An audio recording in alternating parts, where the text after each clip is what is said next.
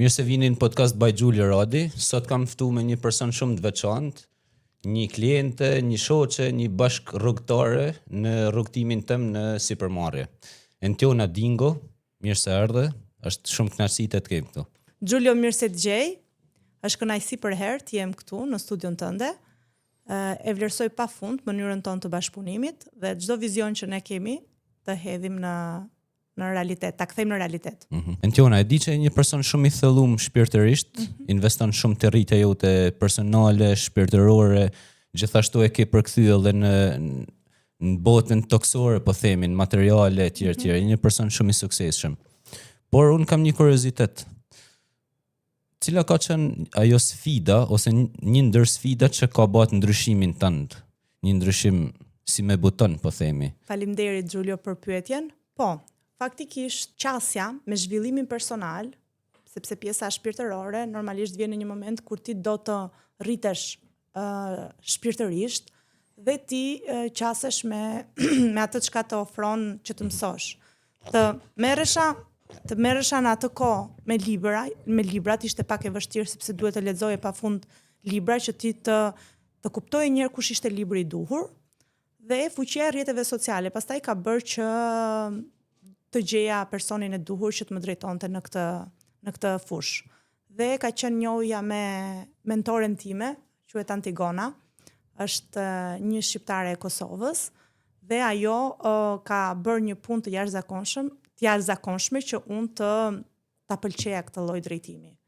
Por sfida ka qenë kur unë isha në fillimin e prindërimit, sapo kisha lindur vajzën, pastaj u bashkua dhe djalin, linda dhe djalin, dhe u bë pak e vështirë menaxhimi i situatës. Domethënë, isha në atë dyzimin, thoja që a është kaq i vështirë prindërimi apo thjesht unë nuk jam duke bërë siç duhet.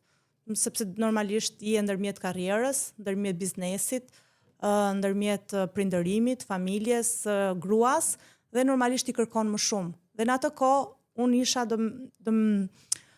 e dyzuar nëse duhet të bëja stop, të ndaloja dhe të thjesht të jetoja atë momentin hajde vetëm prindërimin apo të vazhdoja këto gjërat e mia me vrull siç unë kisha dëshirë. Dhe kjo ka qenë një ndër sfidat. Dhe aty unë i thash vetes, po, i vetmja mënyrë që të kaloj këtë lloj trysnie, se normalisht 2 fëmijë të vegjël, ishin 2 beba, djali ishte 8 muajsh, vajza ishte 2 vjeç e 8 muajsh dhe im shoq u transferua me punë jashtë Tirane dhe isha unë me 2 fëmijë. Dhe aty, do me thënë, e stakova trurin që i vetmja sfidë që unë kam e veten time. Gjithë faktorët e jashtëm nuk i mora parasysh dhe u mora vetëm me veten të fuqizoja veten. Duke fuqizuar veten, normalisht do kisha mundësi të përballoja situatat dhe do kisha mundësi që të jepja kohën e dur të gjithë proceseve. Dhe aty filloi çdo gjë. Paçka se kjo si rrugëtim ka filluar këtu e 10 vjet më përpara, por atëherë nuk e dija fare se ç'ishte zhvillimi personal dhe e quaj si filles, por nuk e quaj si gjë që e kam praktikuar. Praktikimi vërtet ka filluar atëherë kur un jam njohur me mentoren time, mentoren e zhvillimit personal Antigona. Dhe mirënjohja është pafund për atë njeri. Përmende faktin që e bën nan. Si është ti je nan? Si është e ndjesia? Ndjesia është e pashpjegueshme. Sado unë të them ty tani, ta shpjegoj, të jap ato emocionet, nuk ka shpjegim. Mendoj unë ndjesia e nënës dhe është prindërimi është një nga shkollat më të vështira. Është shkollë, është shkollim dhe çështja është se ti nuk e di nëse je duke mësuar siç duhet apo jo. Edhe vetmja, domethënë edhe pse shkollimi në tipo e vazhdon, ti nuk e di nëse je duke bërë më të mirën, paçka se kërkesat, domethënë ato çka ti mendon se je duke e bërë, ti vazhdon dhe e bën pa ndërprerje. Por prindërimi dhe të jesh nën është një gjë shumë e bukur që ty të çon dimensione të tjera dhe ti je gjithmonë në kërkim të rritjes tënde shpirtërore, personale, profesionale, sepse janë 2 persona të tjera aty që presin të mësojnë nga shëmbulliot. Entiona, si ta kuptosh se dikush po rritet si njeri dhe nuk po rritet thjesht me moshë? Gjulio, këto pyetjet je munduar shumë që i ke? Pak, okay, lumt. Sepse janë thella, realisht nuk është se mund të Autorio. Po, nuk nuk kërkoj një përgjigje kështu hajtësa për të kthyer përgjigje. Si ta kuptojmë se po rritemi si njeri dhe jo thjesht me moshën. E para njëherë moshën e lejmë si koncept, sepse është thjesht koncept, janë vite aty që regjistrojnë, janë thjesht numra, mirë është mos të merremi me to. Rritja e vërtet është kur ne i hedhim syt nga vetja jonë. Kthehemi tek vetja dhe shohim se çfarë ne mund të përmirësojmë brenda vetes dhe jashtë, edhe te pjesa e materializuar. Duke u kthyer tek vetja jonë, sepse nuk ka asnjë njeri perfekt dhe kjo është, domethënë është fakt. Duke qenë se nuk jemi perfekt, neve fillojmë dhe i afrohemi unit, i afrohemi vetes, brendësisë tonë dhe aty fillojmë dhe bëjmë përmirësimet tona. Sa më në kontakt me veten tonë, me qenien tonë të jemi, aq më shumë do fillojmë të rritemi edhe të përmirësojmë gjërat që ne deri në një moment na kanë shqetësuar, dhe duke u përmirësuar aty fillon dhe rritja e vërtet, sepse sa më unik, sa më autentik të jemi, aq më shumë do jemi në procesin e rritjes. Që mendoj që kjo është si përgjigje. A ndihesh ndonjëherë bllokuar? Edhe si e ka përcen atë moment? Po ndihem e bllokuar. Po e ka përcej. I fus një kështu, një gjë për të ngrënë. Besoj se këtë bëjmë gjithë ne një herë. Do të tregoj një batutë, kështu që pastaj nëse është për të regjistruar apo jo. Kur isha në muajin e argjërimit, këtë vit vendosa të argjëroj, jo për të humbur peshë, por për sfidë me veten. Dhe në një moment caktuar, duke u grindur fëmijët, me thënë sa po shikoja fëmijët që isha gati t'i bërtisja çunit, po nuk doja t'i bërtisja se isha dhe në argjërim, edhe ishte koshi frutave. Edhe atje pash banane dhe në moment më shkoi mendja vetëm për të ngrënë. Me thënë se s'doja t'i bërtisja kalamajve dhe vetëm i them çunit. Një gjë, se prej te jam shtoshun jam po kështu. Po, agjërimin se pas ke prish. Jo, nuk e prisha. Edhe pastaj kalamajt fillon kujtesë, mos e shqetësoni mamin se është me argjërim dhe i shko menja për të hëngur. Kështu që bllokimi është pjesë e procesit. Gjithë njerëzit ne bllokohemi, ka momente. Edhe ata më të përgatiturit, dhe ata që bëjmë punë shpirtërore të madhe, dhe ata që predikojnë fen, dhe ata kanë bllokimet e tyre, sepse njeriu është i atill. Dhe po dhe unë bllokohem. Si e superoj, tani pak gjërat kanë ndryshuar, se në momentin që bëhesh prind, shumë gjëra superohen shumë kollaj.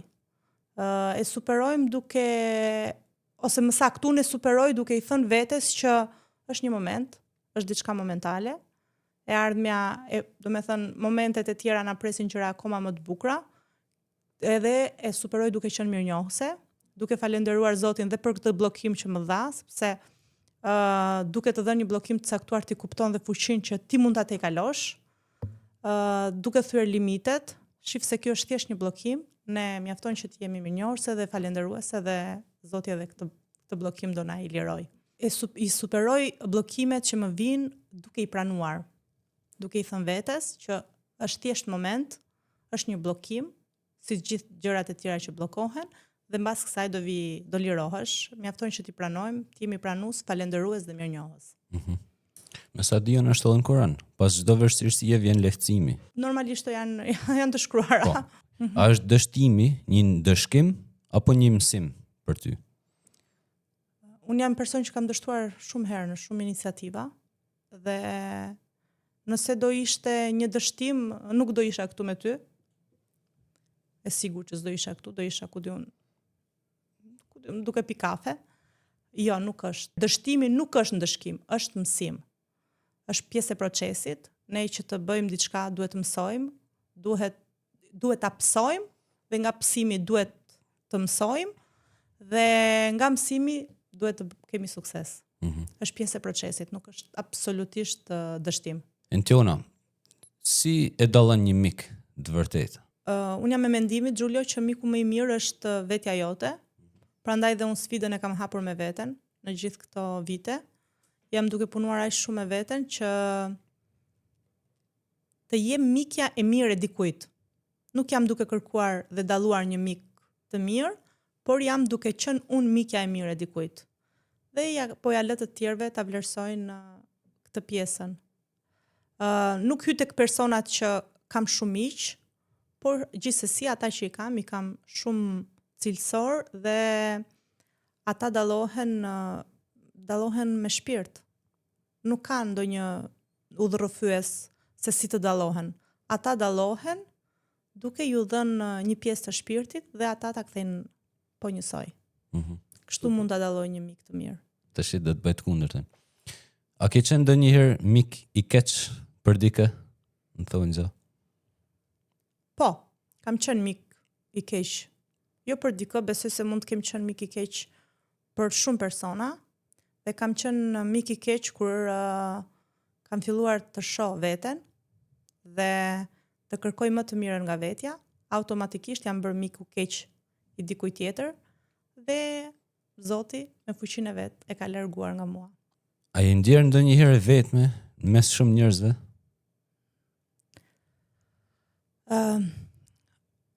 Unë jam e vetme mes shumë njerëzve.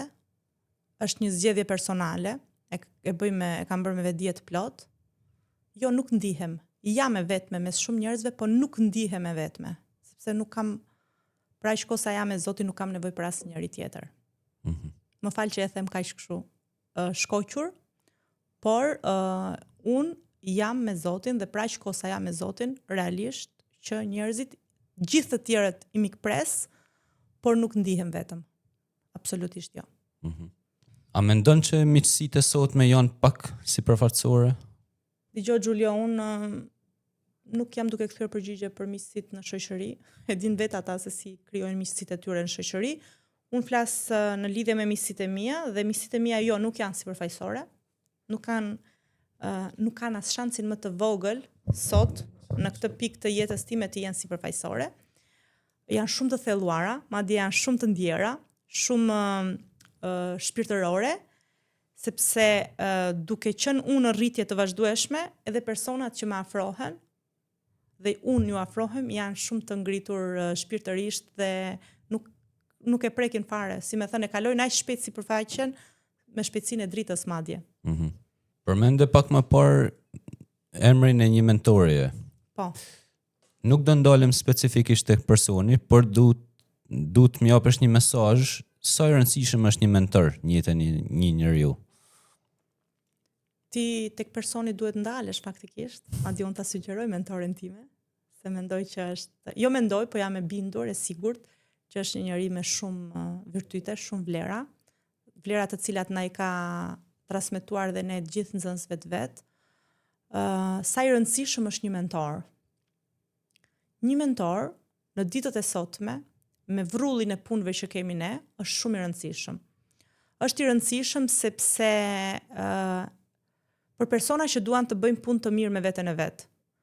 Nuk është shumë e thjeshtë që ti të fillosh tani nga zero dhe të thuash do jem unë në kërkim ku di unë të vetes time, të thellohem, të bëj zhvillim personal, të mësoj teknika të ndryshme, kur është dikush tjetër aty që këto teknika i di shumë mirë, i kanë shërbyer, kanë ndihmuar pafund njerëz, dhe pse jo ti mos ti përqafosh këto gjërat të cilat kanë dhënë rezultat. Personalisht, në lidhje me mentoren time, unë kam pasur shumë rezultate, sepse ajo na ka mësuar në një mënyrë shumë të thjeshtësuar teknika dhe metoda shumë efektive për t'i bërë gjërat më lehtë. Kështu që po, është shumë e nevojshme prezenca e një mentori në jetën e kujtdo. Jo vetëm në pjesën e zhvillimit personal. Një mjek i mirë ka një mentor për herë aty. Një psikolog i mirë ka një mentor. Një futbollist i mirë ka një mentor që duhet i thyej ato kufizimet e momentit, nëse ati duhet të bëj gjysore ku diun stërvitje për një gjë, është ai mentori aty që duhet i thyej limitet dhe të thotë jo, ditën tjetër ne kemi për të bërë 40 minuta, mas 4 ditësh do bëjmë 50 minuta. Dhe këtë e bën ai coachi. Kështu që nuk është mentori ashtu siç po del rëndom në rrjetet sociale. Jo, nuk është ai. Mentori është një person aty, siç është dhe mentorja ime që për një vit, 365 ditë ka bërë një trajnim, mund të themi falas, €1 në ditë, 365 ditë, dhe ishte një person 2 orë në dispozicionin ton çdo ditë pa munguar asnjë moment. Dhe kjo është një mentor, është një person që ty të kujton të bësh punët e përditshmërisë. Dhe kjo është një gjë shumë e fuqishme për çdo. Okej, e kuptova rëndësinë e një mentori. A mendon se mjafton një mentor apo mund të kemi disa? Unë mendoj që nuk duhet të ndalohet në një mentor, varet nga kërkesat që ke ti për veten tënde. Ti mund të marrësh më të mirën nga një mentor dhe pastaj ti do të vazhdosh, do të thellosh drejtimin tënd. Ai mentor nuk është aty që të mbajë ty peng. Dhe mentori i mirë aty dallon që të bën ty gati për të dalë. Për të dalë në atë pjesën që ti të dëshiron. Dhe nëse individi mendon që e ka mbyllur ciklin me atë mentor, atëherë ti dhe te mentori tjetër më i mirë. Dhe mentori i mirë atë bën të përgatit ty që të kërkosh më të mirën nga vetja. Kthehemi pak në fëmijëri. Çfarë do doje të kishte thënë dikush kur ke qenë e vogël? Një mesazh, një mësim, një diçka që mendon se kishe nevojë me menaxhu. Në vegjëli do kisha dashur të më mësonin të ëndërroja më shumë. Dhe të mi pranonin ëndrat e mëdha që unë kisha. Kjo është përgjigje. Entiona, ti je një person, siç e thash, e thelluar me shpirtërisht, por gjithashtu edhe në thojza, po themi agresive në anën e biznesit. Pra je gjithmonë push. Po. Do më thonë, pjesa shpirtërore thotë që t'jemi të butë, të brisht, po themi, ose ta përqafojmë atë vulnerabilitetin tonë, ndërsa biznesi ka të kundërtën. A duhet të ndjekim gjithmonë rrugën më të sigurt, apo duhet edhe të rrezikojmë, të marrim risk përsipër? Në biznes ne duhet marrim risk, patjetër, por duke pasur një plan. Pa plan nuk mund të shkojmë kërkund. Personalisht unë në biznes kam nisur si amatore dhe normalisht kam dështuar, e kam pësuar, jam ngritur, kam rënë, jam ngritur prapë, më fuqishme se kurrë. Dhe po, është e vërtet që biznesi është pak më agresiv. Nuk mund ta quaj shumë agresiv. Unë nuk hyj tek pjesa e personave që merren me biznes në mënyrë agresive, paçka se në dukje marketingu, në reklamën e kam bërë pak agresive, sepse duhet të vim në një formë, edhe nuk mund të vim shumë të butë. Por gjithsesi, thellimi në pjesën shpirtërore më ka mësuar që ne, ose më sakt, thellimi në pjesën shpirtërore më ka mësuar që bolloku është i pafundëm, ka shumë për të gjithë sfidën dhe luftën e kemi me veten tonë, dhe për aq kohë sa ne i dim këtë lloj mësimi, çdo gjë në biznes është aty dhe ne mund të shkojmë dhe ta marrim. Pasuria është aty, puna është aty, biznesi është aty, bolloku është aty, për aq kohë sa ne jemi të gatshëm të shkojmë ta marrim, nuk ka asnjë gjë që na ndalon. Entiona, dukesh një person shumë i qetë me veten, edhe shumë në rregull me veten. Po a mund të më thush pak disa nga presionet e jashtme? Cilat janë ata që ndoshta të ndikojnë pak? Po, unë jam e qetë, jam shumë e qetë, nuk e çaj kokën për asgjë. Madje mund të hyjë te njerëzit që, siç thotë mami im, plas dhe dërrin. Të vetmit persona që më shkaktojnë pak turbulenca, ka qenë vllai im, kur nuk isha krijuar familjen time, kot. Dhe tani janë fëmijët dhe im shoq, po janë gjëra të pakonsiderueshme. Nuk jam tip si më thën agresiv i ashpër, jam e qetë, por në lidhje me presionet e jashtme. Unë ta thash dhe në fillim të intervistës që nuk e kam fare luftën dhe punën me tjerët. Nuk merrem fare. Kush merret, vjen, ikën, kalon, nuk merrem fare. Ja lë çdo gjë kohës, e lë të rrjedhi çdo gjë. Kushdo që ka ndërmend të më vër pengesa, presione të ndryshme, i mikpres, ju bëj ballë me aq sa ka mundësi, në qoftë se nuk ka mundësi t'ju bëj më ballë, them aq ishte për të bërë, aq presion mban vetja ime në këto momente. Nëse është diçka që më duhet të bëj fazë përgatitore për t'i bërë ballë, për më tutje përgatis veten time për këtë pjesë, por gjithsesi unë luftën e kam me veten time. Presionet e jashtme nuk i llogaris fare. A ke frikë nga suksesi? Po, kam pasur frikë nga suksesi. Tani nuk kam më frikë, sepse i kemi mësuar mësimin në lidhje me frikën nga suksesi. Njeriu ka disa frika të ndryshme, e shoqërojnë këto frikra janë krijuar gjatë vegjëlisë ose edhe gjatë rritjes me momente të ndryshme. Dhe në momentin që unë kam punuar me veten time, kam punuar me frikrat, i kam identifikuar, atëherë e kam lëshuar frikën nga suksesi. Tani jam e gatshme për ta përqafuar suksesin aq fort edhe për të bërë pjesë e përditshmërisë time, ashtu dhe siç është bërë. Tani unë jetoj në një mënyrë suksesi. Vetë jeta ime rrjedh në mënyrë suksesi. Pa çka se ka, përditshmëria ka shumë siklete, përditshmëria ka sfida, por ato janë pjesë e rrugëtimit tim. Dhe gjithsesi nuk më tremb. The pak më parë që ke dështu shumë herë edhe ke nxjerrë mësimet e tuaja. Po. Edhe tash je në një rrugëtim suksesi. A ke ndonjë moment që ke frikë nga dështimi? Me që e ke kalu shumë herë edhe është diçka që...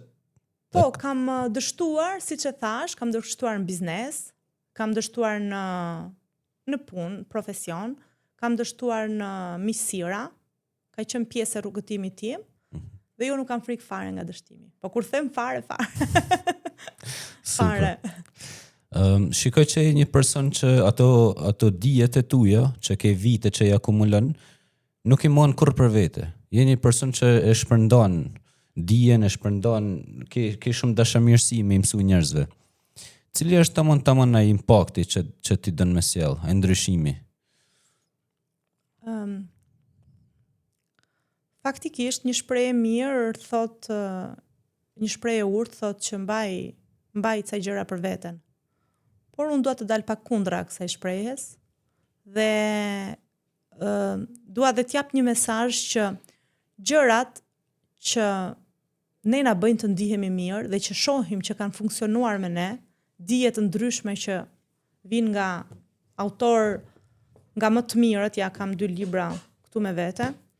Nga autorët më të mirë, kurse si nuk mund t'i mbaj me vete, sepse për aq kohë sa një mendje e ndritur e ka hedhur në një libër, është për mendimin tim është mëkat që ta mbash me vete, dhe nuk eci me atë idenë që kush do shkon e kërkon vetë informacionin. Mundet shkoj ta kërkoj informacionin, por pse mos ta jap kur unë e kam tashmë. Kështu që mënyra dhe gjëja më e mirë të paktën është që paktën për mua është që sa më shumë gjëra pozitive të ndaj me tjerët. Kështu e kam bërë.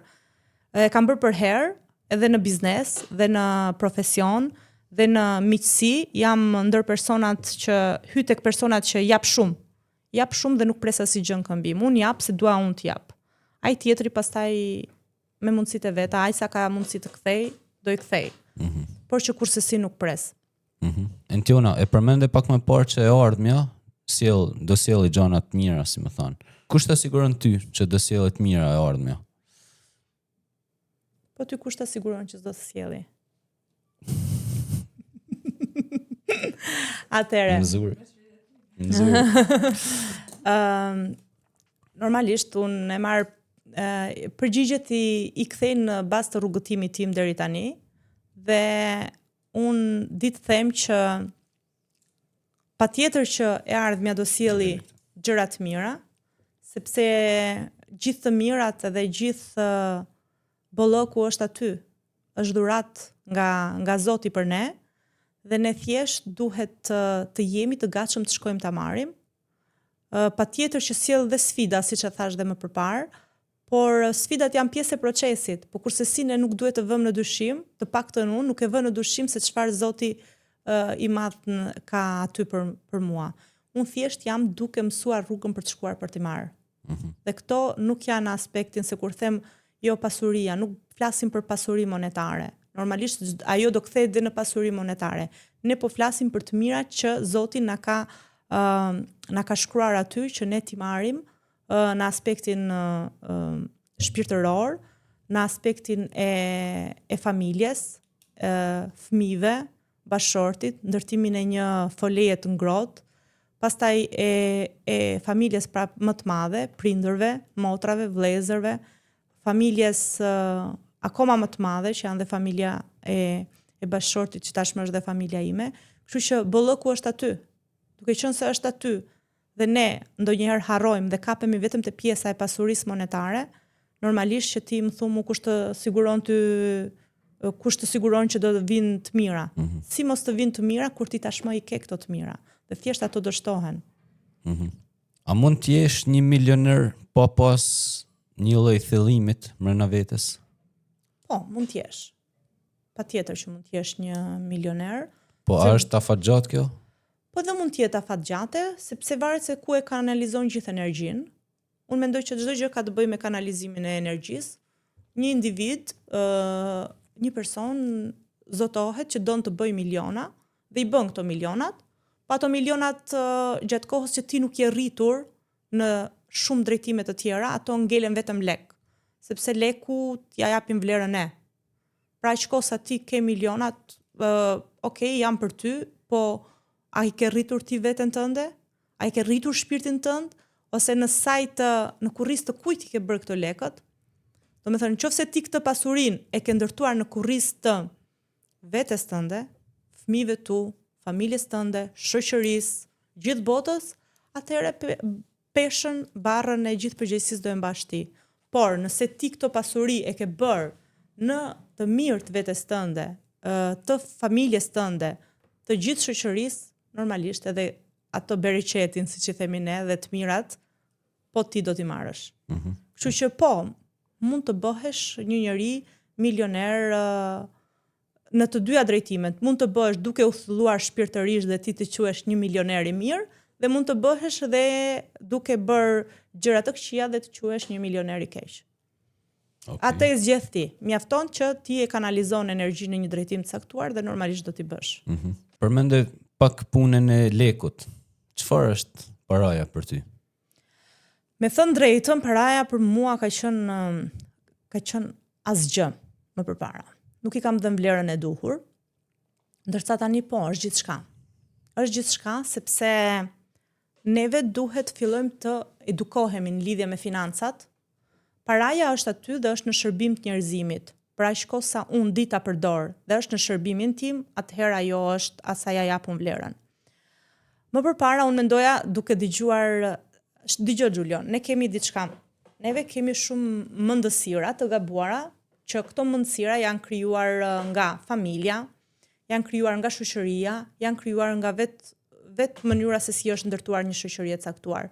Dhe ne kemi mendësi të gabuar në lidhje me paranë, dhe sepse na shton që paraja të prish, tregon fytyrën, paraja nuk është asgjë, mos e ne, do me thënë të gjithë në një vend do shkojmë.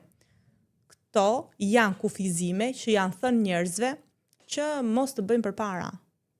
Sepse një njeri që e ka tashmë paran, ai ndërkohë është duke jetuar jetën. Nuk është se ka në një ndryshim që edhe kur të shkojë ai atje ku ka për të shkuar, do jetë në një ndryshim i madh. Nuk po flasim për atë periudhë. Ne po flasim për momentin, po flasim për të tashmen. Dhe e tashmja është që ka para për gjithë. Ti krijo punën e caktuar dhe merri ato para. Mos gjej më justifikime ke vetja që paraja të prish, paraja sa ai që kishte para shkoi ku diun shkoi me femra, ajo tjetra ku diun se çfarë bëri. Këto janë kufizime të cilat ne duhet fillojmë të mësojmë, t'i heqim.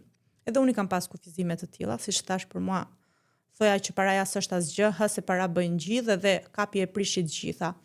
Ndërkohë, në momentin që unë fillova të ndryshojmë mendësinë time në lidhje me paranë, normalisht tani ato janë shërbim tim, familjes time, gjithë njerëzve të mi, të mirave materiale, një jetë sa më harmonike, ato duhen për të bërë një jetë sa më të kënaqshme. Pse mos t'i kesh? Atë ka ndryshu leku? Fare, absolutisht nuk ka lidhje, do me thënë, pjesa me lekun. Unë gjithmonë kam qenë shumë e pasur. shumë e pasur, sepse kam mendoj, domethënë, duke pasur një shpirt të këtill, unë gjithmonë kam qenë shumë dorë lëshuar, gjithmonë kam qenë aty prezente për njerëzit. Por jo, nuk më ka ndryshuar leku fare. Unë lekun e kam në shërbim të gjithë rrugëtimit tim. Nuk është se është leku parësor. Çdo gjë ka një shpërblim dhe nëpërmjet punës është shpërblimi me lek dhe kaq. A je dorë lëshuar sepse e din thellë mrena vetes që ka bollek, do vinë prap lek tjera? Po, patjetër. Më përpara kam qenë dorë lëshuar e kanalizuar në gjëra të tjera. Kurse tani për shembull e kam dorën e lëshuar në lidhje me formimin dhe me rritjen time në të gjithë dimensionet. Dhe bolloku është aty, duke pritur për ne. Për ditë ne i vërtetojmë vetes që bolloku është aty për ne. Jam e sigurt që edhe ty të ndodh kështu. Po. Dorë shumë kështu, ekstrem. Sa shpenzon?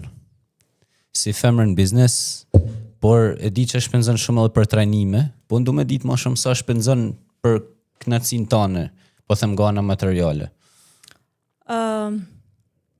Shpenzoj konsiderueshëm, po e the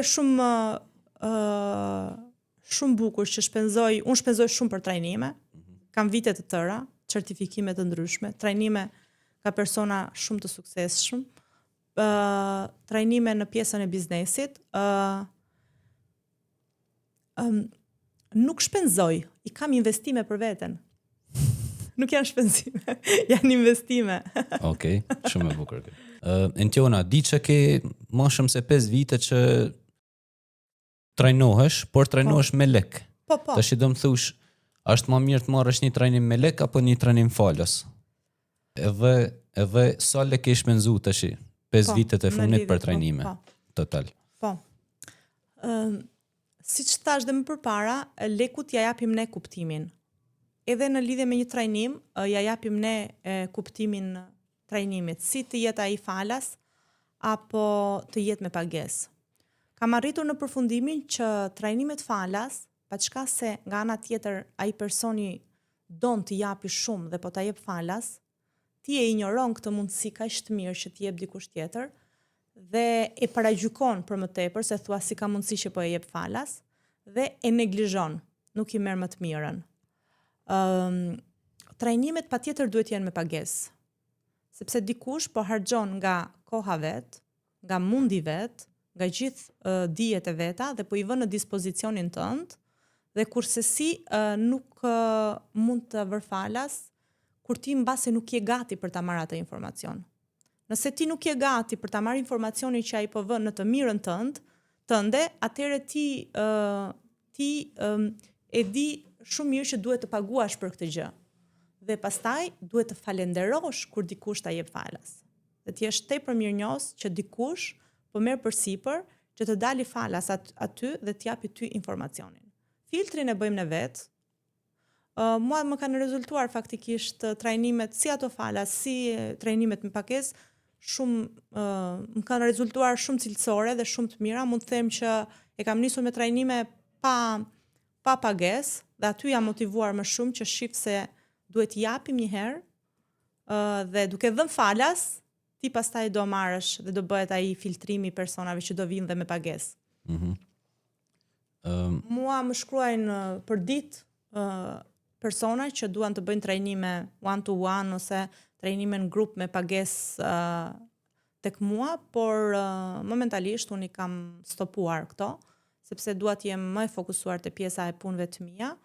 Dhe personat që kam marrë për t'i trajnuar janë një grup shumë specifik, i përzgjedhur dhe për momentin kam zgjedhur këtë lloj gjëje, që mos të jap informacione ku njerëzit nuk janë të gatshëm ende për t'i dëgjuar.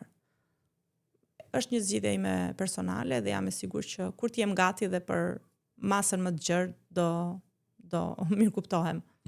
Sa kohë duhet një fillestari që është duke u futur te rruga e zhvillimit personal për me pa ndryshimet e para? Po në zhvillimin personal unë mendoj që quhesh fillestar gjithmonë. Sepse vetë njeriu është në zhvillim. Duke qenë se ne jemi në përditshmërinë tonë duke u zhvilluar dhe situatat janë të tilla, ne quhemi fillestar të nivelit të dytë. Kalojmë nivelin e tretë, pastaj jemi fillestar të nivelit të tjetër. Kështu që ne thjesht rrisim nivelet dhe e fillojmë prap ka fillimi në një nivel tjetër. Kështu që në zhvillimin personal rrugëtimi është shumë i gjatë, është me kapituj dhe nuk mbarojnë. E mira është se këto kapitujt nuk ka një fund. E vendos ti vetë kur e mbyll. Po jam e sigurt që një që ka me vërtet konceptin e zhvillimit personal nuk e mbyll kurr këtë rrugëtim. Si ndikon mjedisi ose rrethi njerëzve me të cilët ne shpenzojmë shumicën e kohës? Rrethi është shumë i rëndësishëm, por a je dakord me atë shprehjen që ne jemi mesatarja 5 njerëzve që shpenzojmë më shumë kohë me to? Pyetje shumë interesante. Mjedisi është shumë i rëndësishëm në ecurinë e një individi, por unë do kthehem prapë tek pikpamja që ndjek unë lidhje me rrugtimin tim, duke ndërtuar një mjedis sa më të sigurt ti për veten tënde, dhe mjedisi që ti do kesh kontakt do jetë i po të njëjtës cilësi. Kështu që për aq kohë sa unë kujdesem të mbjell farat e duhura dhe të bëj ujitjen e dur për mjedisin tim, normalisht edhe mjedisi që unë kam kontakt është i po të njëjtës cilësi. Unë jam shumë e kënaqur me personat që Zoti më sjell në përditshmërinë time dhe në bashkëpunimet e mia, dhe di të them me plot bindjen që janë fiks të duhurit për mjedisin tim. Ata ndihmojnë në rritjen time, unë ndihmoj në rritjen e atyre dhe për mua për momentin nuk përbën asnjë lloj problemi. Kjo teoria do me thënë që jo po vinë të tjerë të ndosin ty punën tënde, jo. Ata do vinë, janë aty për të dhënë një mësim të caktuar dhe do largohen po me atë lloj intensiteti siç erdhën. Është shumë e thjeshtë kjo gjë. Si është Entiona si CEO, si drejtuese e biznesit në lidhje me stafin? Nuk është e thjeshtë kjo pjesa, pasi unë kam qenë njëri shumë emocional. Duke qenë njëri emocional, përfshihesha normalisht edhe në situatat e personave, normalisht tërkohën aty duke justifikuar, duke i mbështetur, duke bërë dhe pjesën e psikologes që nuk është se më takon që ta bëj, kurse tani jam më gjakftote, patjetër që i mikpres, jam pjesë e stafit tim, e njerëzve të mi, se unë punoj me ta, por gjithsesi mundohem të jem pak më e tërhequr. Më e tërhequr, sepse duke u bërë më emocional, ata nuk e kanë përgatitjen e duhur dhe për të trajtuar punën, dhe në momentin që bëhesh emocional, bëhen këto, si me thëm, pak kënaqësirat. Dhe një ndër gjërat që dua të fusun në pjesën e personave që unë punoj është alternimi dhe pjesa e shkrirjes të zhvillimit personal, cilët patjetër për stafin tim e ofroj falas, që edhe ata të fillojnë të kërkojnë më të mirën nga vetja, të jenë kërkues, të jenë luftarak, por ta kenë luftën me veten e vet dhe jo me personat që punojnë. Dhe duke u përsosur dhe ata për veten e vet, nesër pas nesër do të jenë dhe ata të gatshëm të krijojnë stafet e tyre, timin e tyre dhe mos të mendojnë si punojës, po të mendojnë si biznesmen të ardhshëm. Çfarë toleron dhe çfarë nuk toleron Entiona në staf? Unë jam shumë tolerante, faktikisht, hyjtë njerëzit goxha tolerant, por ajo çka nuk toleroj në këtë moment të punës time është mungesa e ndershmërisë dhe e sinqeritetit. Do të thënë, kurse si një person që është jo i pastër brenda, jo i pastër, dhe për këtë pjesë nuk është se i gjykoj, varet se si ka qenë ajo për rrjedhshmëria e jetës së tyre, por gjithsesi një person jo i ngritur shpirtërisht nuk mund të punojë me mua. Jam, do me thënë, në fazën që ai person nuk afrohet të punojë me mua, nuk arrin dot as të afrohet. Tek stafi jot si më thon, i brandshëm, po them. Unë e di që ti bashkëpunon me shumë njerëz edhe të jashtëm. Po. Për shembull për marketingun e tjerë. Por te stafi aty brendshëm, me sa diun, i besuar, me sa diun ke vetëm goca. Po. A ka një arsye specifike apo thjesht këto? Jo, nuk ka arsye specifike, po duke qenë se unë momentalisht shumicat, duke qenë se biznesi online zhvillohet i tillë, ti duhet të jesh e afruar në afrimitet me personat, ato kam akses që edhe t'i ftoj në shtëpi, që të zhvillojmë dhe biseda të ndryshme, të kemi kontakte të ndryshme, dhe normalisht familja ka disa rregulla, nuk hym tek pjesa e njerëzve që jemi të evropianizuar për këtë tematik dhe prandaj për momenti kam bërë këtë lloj zgjedhje. Por gjithsesi unë jam e hapur që të bashkëpunoj me të gjithë personat të cilët i qasen vizionit tim. Pra shko sa një individ ka të njëjtin vibrim me mua, patjetër është i mikpritur që të punoj me mua. A ka klienti gjithmonë drejt? Po, jo vetëm klienti, po çdo kush ka të drejtë. Pse mos të ketë të drejtë? Ajo është mendimi vet, derisa të dalun që t'ja verifikoj që s'ka të drejtë. Çdo kush në të vetën ka të drejtë. Pra shko sa i mendon që ka të drejtë, vjen dhe teoria tjetër që unë ja kthej, si me thënë, ja hedh përmbys atë të drejtën e vet, dhe çdo kush ka të drejtë në të vetën. Klienti ka të drejtë, pra që kohë sa i kërkon shërbimin që është premtuar, në momentin që ai e merr atë që i është premtuar dhe kundrejt pagesës që ai ka pas detyrim, normalisht që ka të drejtë. Por kjo është një tematike e cila ka shumë vend për diskutim dhe më mirë mos t'i hym si temë, pse mos ta kënaqësh klientin, se në fundit shërbimi që ti bën është për një targetim të caktuar. Për aq kohë sa ti ke dhënë një shërbim dhe ke targetuar klientin, prapë unë thash, unë e shoh te vetja ime. Qofse ai s'ka të drejtë, do të thotë që ne nuk ja kemi shpjeguar diçka siç duhet, ose ai nga ana tjetër nuk e ka kuptuar mirë. Kështu që edhe kjo është diçka që rregullohet. Cila është këshilla që do jepje një vajzë të re, jo vetëm në rrugtim, po themi, biznesit, por në rrugtimin e vet. Ndoshta është një moment që sapo ka marrë universitetin, edhe nuk e din se çfarë don, është në atë kryqëzimin e jetës. Që është një këshill me vlerë që do doja të ndaje? Një vajzë të re, jo vetëm një vajzë të re, një vajzë dhe një djalë të ri, do t'i jepja këshillën që të gjej veten e vet, të bëj gjërat që do ai vet, të punoj fort me veten e vet dhe që të provoj, të gaboj, të apësoj, të mësoj, të ulet seriozisht me veten, të shkruaj një herë mirë se çfarë dëshiron dhe të investoj kohën e duhur në ndërtimin e familjes. I vetmi aset, të paktën në ana e them nga vetja ime, që ka një vlerë të paçmueshme, ose më saktë nuk i jepet asnjë lloj vlere, pasuria më e madhe është ndërtimi i familjes. Të bëj fokusin në ndërtimin e familjes dhe të gjitha të tjerat pastaj do t'i harrish shumë kollaj. Këtë e them nga ana ime personale. Në momentin që i dhash gjithë energjinë formimit të familjes time, të gjitha të tjerat pastaj janë realizuar në një mënyrë shumë të kollajshme, sepse dy mendje normalisht kanë fuqi më shumë se sa një mendje. Po, Entiona, nuk mendon se është pak herët, 22-23 vjeç, ose për shembull për një çun, për një djalë që ndoshta as anën financiare nuk e ka stabilizu? Është herët, thua ti, ti drejt ke, po edhe mua po të më kishin thënë që përkushtojnë çik kësaj gjëje, do i kisha fëmijët i çik më të rritur. Nuk do merresha tani me librat. Okej, e bukur. E di që bën shumë gjëra gjatë ditëve, si nan te familja, si biznesmene, me aktivitetet e ndryshme. Edhe është një kaos në thojza, po themi, i përditshëm.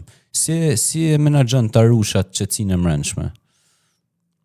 Po kush të tha ty që duhet të menaxhuar ajo? Si duhet ta ruash? Kur nxefesh, do shpërthesh. Gjej mënyrën e moderuar për të shpërthyer.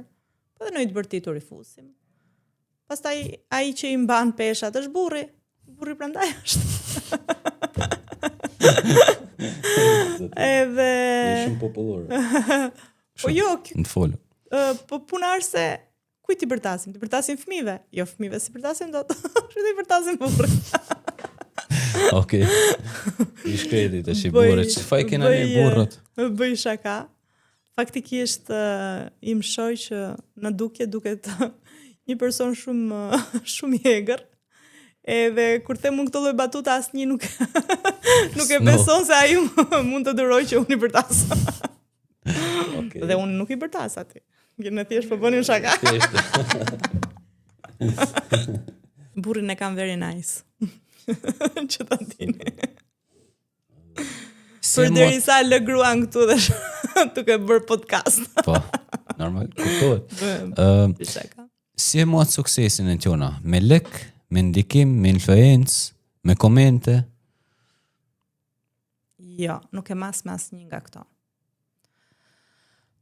Suksesin e vetëm, unë e mas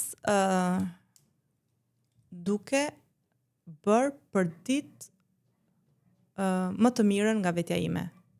Duke mësuar për ditë nga 1%, mos më thënë edhe 0.5%, duke përmirësuar veten.